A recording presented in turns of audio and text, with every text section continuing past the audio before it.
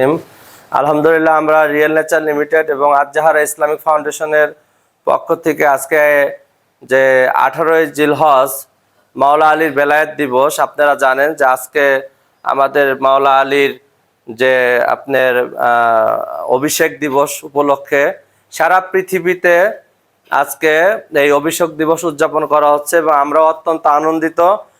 আমরা এটা জানি যে আমরা যেমন ঈদ উল ফিতর এবং ঈদ উল আজহা আমরা কি করি, খুব ঘটাও করে উদযাপন করি।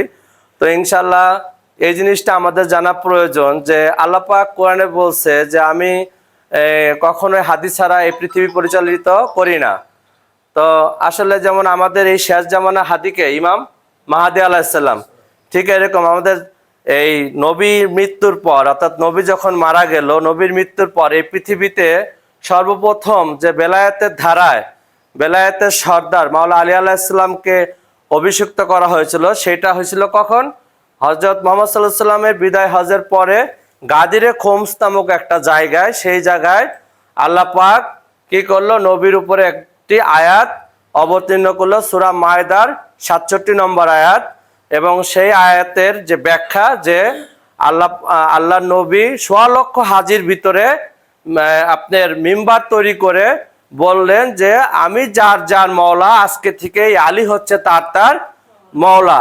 এবং বলা হয় যে এটা হচ্ছে পৃথিবীর যত হাদিস আছে এর ভিতর থেকে সবচেয়ে প্রসিদ্ধ এবং স্বীকৃতিপ্রাপ্ত একটা হাদিস, কারণ 1.25 লক্ষ হাজি পৃথিবীর সর্ব স্তরে সকল জায়গা থেকে ওই দিন একত্রিত হয়েছিল। পৃথিবীর প্রতিটা কানা থেকে ওই দিন কি বিদায় হজে আসছিল। ওই 1.25 লক্ষ হাজির ভিতরে আল্লাহ নবী কি করলেন, মাওলা আলীর এই বেলায়েতের ঘোষণাটা দিয়ে গেলেন।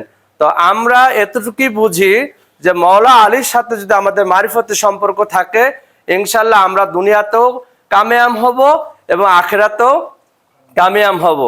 তো আসুন আমরা প্রতি বছর এই মাওলা আলীর বেলায়েত দিবসে মাওলা আলীর শান সৈকত মাকাম নিয়ে আমরা যাতে আরো জানতে পারি এবং প্রকৃত যে হক আল্লাহ নবী বলে দিয়েছেন কি, যে তোমাদের কাছে দুটি ভারী বস্তু রেখে যাচ্ছি। এই দুটি ভারী বস্তু কি, একটা হচ্ছে আল্লাহর দেওয়া কিতাব, আর একটা হচ্ছে কি এই আহলে বায়েত। ঠিক আছে, এই আহলে বায়েত কারা? এই আহলে বায়েত নবী, মা ফাতেমা, হাসান, হোসেন এবং আমাদের মাওলা আলী। এদেরকে যারা ধরে রাখবে কাল হাউজে কাউসারে আল্লাহ নবী বলছে যে তারা সকলে নবীর সাথে একত্রিত হতে পারবে।